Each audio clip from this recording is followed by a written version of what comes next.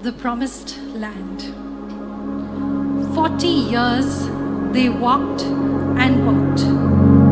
The journey of a few miles had taken them 40 years. Yahweh had delivered them from the hands of the Egyptians. Through his servant Moses, he had performed wonders of deliverance. And yet, it took them 40 years to shed the weight of their burdens past, to trust in the Lord with their whole heart. A whole generation needed to learn the marvels of the Lord so grand before they could see the promised land. A stiff-necked people, said the Lord, a generation so fickle that grieved the Lord. How much more did they want to see? How much more did they want to feel? How much more did they need to understand that he walked beside them and that they need only trust in his holy presence? 40 years. From heaven he came down to deliver me from my sin. He paid the price that I should belong to him. But I just walk and walk.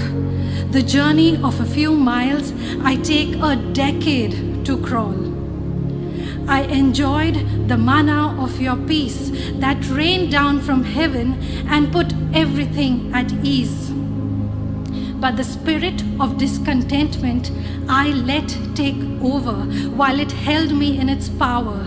And instead of praise, I let out a murmur. You sent down wholesome quail in the desert, filled my needs and satiated my hunger, but I just stumbled all over and built an idol in the image of myself, fueling my self-importance, quickly forgetting your providence. And yet your heart poured out water from the rock that quenched my thirst and refreshed my soul, and I was weary no more. But I turned around again, entertaining sinful thoughts instead of resisting them, letting impurity take over, so easily forgetting the days of your favor. A weak and wretched heart, a wandering fickle mind, I go from inner peace and jump into damning sin and then to self-loathing and self-pity and come around again full circle that I cannot comprehend. How I waver and falter and stumble and crawl, not worthy of a child, not at all. I learn and as easily forget, my heart so easily led astray, wayward ways I just don't get.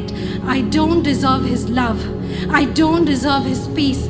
Unworthy, incorrigible, so unclean.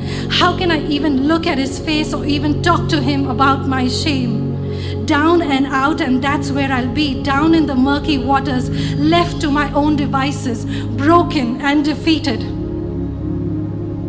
Wait, that's what Satan wants me to think, that I'm on my own, that I can't get out, that I'm drowning. Oppression and hopelessness are his weapons to hold me down and keep me questioning. He revels in my misery and instills in me a sense of self-pity, when in fact, I've already been set free.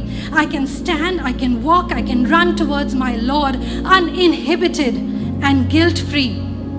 As I march on in this battle, his fire and his pillar of cloud go before me, guiding and leading me, strengthening and comforting me.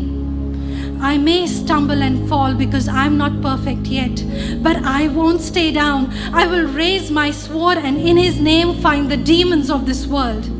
There'll be battle days where I'll be cruising on horseback, courageous and strong. There'll be days my weapons will be firing and destroying enemy invasions. And there'll also be days where I'll be on foot, slow and tired, holding on to dear life, needing help to even lift my eyes.